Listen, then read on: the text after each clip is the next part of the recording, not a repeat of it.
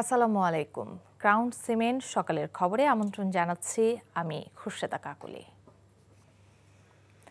নাফিস নয়, রিকশার পাদানিতে যেন ঝুলছিল এক টুকরো বাংলাদেশ, যে ছবি কাঁদিয়েছে পুরো দেশকে, শক্তি জুগিয়েছে ফ্যাসিবাদ মুক্তির আন্দোলনে। এক বছর আগে উত্তাল জুলাইয়ে যে স্বপ্ন নিয়ে শহীদ নাফিস, তাইম সহ যারা বুক পেতে দিয়েছিল পুলিশের সামনে, সেই প্রতিশ্রুতির বাংলাদেশ না পাওয়ার আক্ষেপ এখন সেসব পরিবারের। মিসবাহ হাসানের রিপোর্ট, ছবি তুলেছেন রনি রায়হান ও ইউনুস আলী।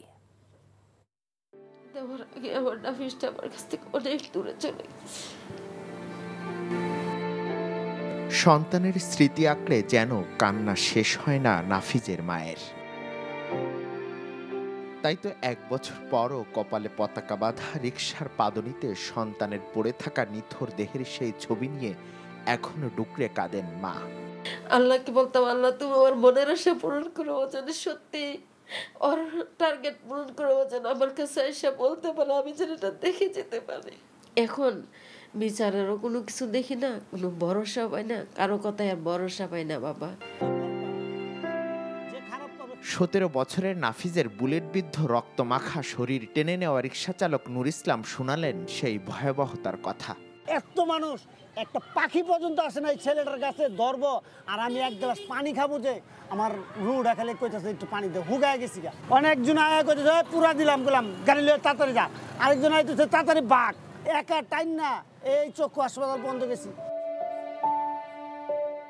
নাফিসরা যে দেশ গড়ার স্বপ্নে জীবন দিয়েছে, এক বছর পরও তা অধরাই রয়ে গেল। ছাত্র জনতার অভ্যুত্থানে পুলিশের গুলিতে নিহত হন প্রায় সহস্রাধিক মানুষ, যার মধ্যে এই যাত্রাবাড়ি অন্যতম। এখানে শহীদ হন তাইম, যার বাবা ছিলেন একজন পুলিশ অফিসার। সহকর্মীর হাতে এমন নির্মমভাবে হত্যা, এখনো প্রশ্ন খুঁজে ফিরে তার পরিবার। সেদিনের সেই ভয়াবহতার বর্ণনা দিলেন তাকে রক্ষা করতে যাওয়া সহপাঠী। প্রথম গুলি করে তার বাম পায়ে, সেকেন্ড গুলিটা করে তার হচ্ছে কোমরে। কোমরের যখন বুলেটটা করে, বুলেটটা ছিদ্র হয়ে সামনে দিয়ে বের হয়ে যায়, তখনই সাথে সাথে সে ওই জায়গাটাতেই পড়ে যায়। আমি যখন তাইমকে ধরে পিছনের দিকে নিয়ে যাওয়ার চেষ্টা করি, ওই অবস্থানে একজন পুলিশ সদস্য ঘুরে এসে আমাদেরকে আবার বারবার ফায়ার করে। তাই একটা ফায়ার যখন আমার পায়ে লাগে, তখন আমি তাইমকে টেনে নেওয়ার মতো আমার সক্ষমতা ছিল না, ফেলে পিছনের দিকে দৌড় দিই। যখন দৌড় দিই তখনও পুলিশ আমাকে বারবার ফায়ার করতেছিল। তাইমের সেই স্মৃতি এখনো খুঁজে ফেরে তার পরিবার। ছোটবেলা থাকতে যখন ছোট ছিল তখন থেকে আমি তাইমকে পালছি। হত্যার বিচার কবে হবে তা নিয়ে সংশয় এমন শত শত শহীদ পরিবারের। Misbah Hasan, NTV news, Dhaka. জুলাইয়ের জনযুদ্ধে সারা দেশের সাথে একযোগে লড়েছে বরিশাল। মুহুর্মুহু গুলি আর টিয়ার শেলের চোখ জ্বলা ধোঁয়ায় আচ্ছন্ন হয়েছে নগর, বন্দর, গ্রাম। অসীম সাহসিকতার সেই যুদ্ধ এখনো নাড়া দেয় বরিশালের মানুষকে। দিন শেষে তারা স্বপ্ন দেখে নতুন এক বাংলাদেশের। বরিশাল থেকে আরও জানাচ্ছেন আখতার ফারুক শাহিন, ক্যামেরায় ছিলেন গোবিন্দ সাহা। প্রতিটি দিনই তখন ছিল লড়াই সংগ্রামের। রাজপথে হাজারো ছাত্র জনতা, লাঠিপেটা আর গুলির মুখে বুক চিতিয়ে তীব্র প্রতিবাদ। গুলির শব্দে কাকডাকা ভোর, বিকট আওয়াজের সাউন্ড গ্রেনেডে সূর্যাস্ত থেকে গভীর রাত। হতাহতের সেই দিনগুলো এখনো আগুনের মতো জ্বলজ্বলে বিপ্লবীদের হৃৎপিণ্ডে। সেই সাথে ক্ষোভ বিচার না পাওয়ার। তারা আমাদের উপর যে পরিমাণ অত্যাচার করেছে, সেই অত্যাচার যে বিচার, সেটা আমরা কিন্তু এখনো পাইনি। আমরা যে আকাঙ্ক্ষায় গণ-অভ্যুত্থান করেছিলাম, আমরা মনে করি সেই আকাঙ্ক্ষা এখনো বাস্তবায়ন হয় নাই। আমাদেরকে আসলে বিচার হচ্ছে না। যদি হয়তো বিচার, তাহলে যে পুলিশ আমাদের গায়ে হাত তুলছে, সেই পুলিশ কিভাবে এখন রাস্তায় বুক ফুলিয়ে হাঁটে। জুলাই বিপ্লবে স্বাধীনতার প্রথম সূর্যটাও উঠেছিল এই বরিশালই। 17 জুলাই বরিশাল বিশ্ববিদ্যালয়ে ঘটে সেই ঐতিহাসিক ঘটনা। ছাত্র জনতার কঠিন প্রতিরোধে হেরে যায় ফ্যাসিস্টের বুলেট। সেদিন র্যাব পুলিশের সেই আনুষ্ঠানিক আত্মসমর্পণ যেন আগাম ইঙ্গিত দেয় চূড়ান্ত বিজয়ের। অনাবাসিক যারা ছিলেন এবং আবাসিক শিক্ষার্থীরা মিলে বিশ্ববিদ্যালয়ের গেট ভেঙে রাস্তায় চলে যায়। এরপরে তো আসলে দুই পক্ষের প্রচণ্ড রক্তাক্ষয়ী একটা লড়াই শুরু হয়। ঘন্টা দুয়েকের মতো এই পুরো লড়াইটা সাস্টেন করে এবং এর মধ্য দিয়ে মোটামুটি আমাদের প্রায় 200-250 শিক্ষার্থী ওই সময় আহত হয়। এবং একটা পর্যায়ে কর্ণকাঠি এলাকার সাধারণ শ্রমজীবী খেটে খাওয়া মানুষও কিন্তু এই আন্দোলনে আমাদের সঙ্গে অংশগ্রহণ করে এবং একটা বড় সময় ধরেন 2.5 ঘন্টার মতো একটা লড়াইয়ের পরে কিন্তু পুলিশ, এপিবিএন, র্যাব এবং বিজিবি হাত উঁচু করে আত্মসমর্পণ করে বিশ্ববিদ্যালয় এলাকা ছেড়ে যেতে বাধ্য হয়। চাঁদ সূর্যের খেলায় বছর পেরিয়ে জুলাই থেকে আবারও জুলাই, তবুও থামছে না সন্তান হারানো বাবার কান্না।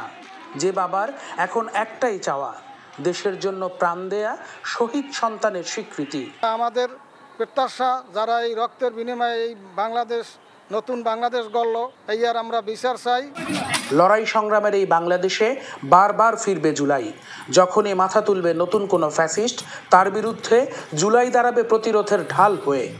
বিপ্লবের সেই শক্তিকে ভয় পাক সকল স্বৈরাচার, এমনই চাওয়া বরিশালের সাধারণ মানুষের। Akhtar Faruk Shahin, NTV news, Barishal.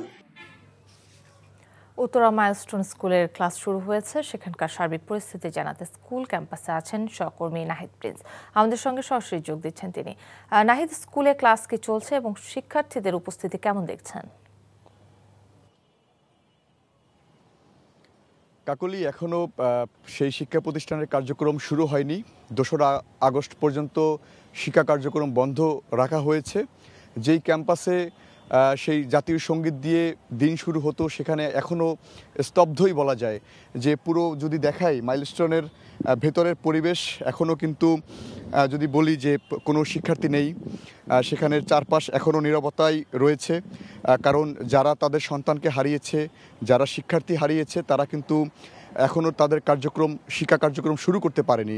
সেই শোক পরিবেশ থেকে তারা এখনও সেরে উঠতে পারেনি। তারা বলছেন যে এখনও তারা ট্রমায় রয়েছে।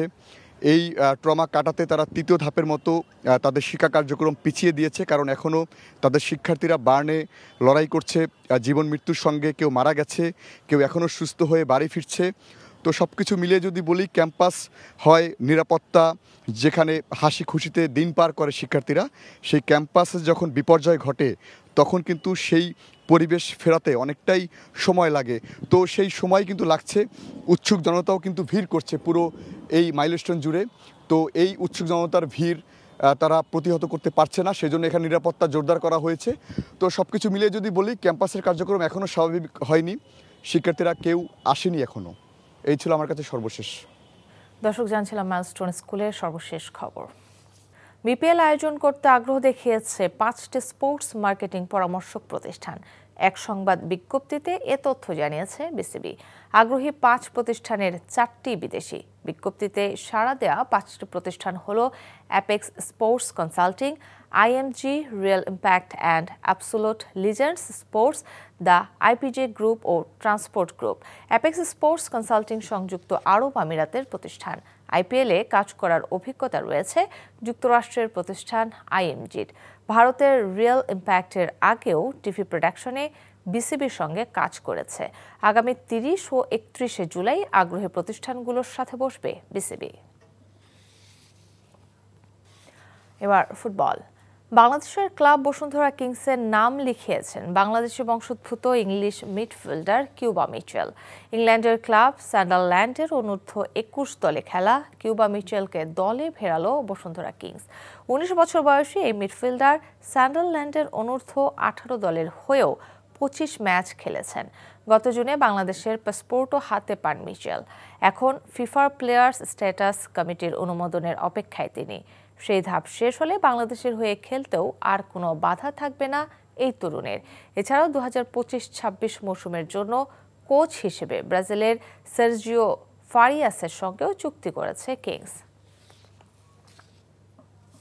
সকালের খবর এটুকুই। এই খবরের ভিডিও সহ আপডেট জানতে ভিজিট করুন এনটিভি অনলাইন www.ntvbd.com। এছাড়াও এনটিভির জনপ্রিয় সব অনুষ্ঠান ও খবরের আপডেট জানতে ভিজিট করুন আমাদের ইউটিউব ও ভেরিফাইড ফেসবুক পেজ। 12টায় মধ্যাহ্নের খবর দেখার আমন্ত্রণ রইল। ধন্যবাদ সবাইকে।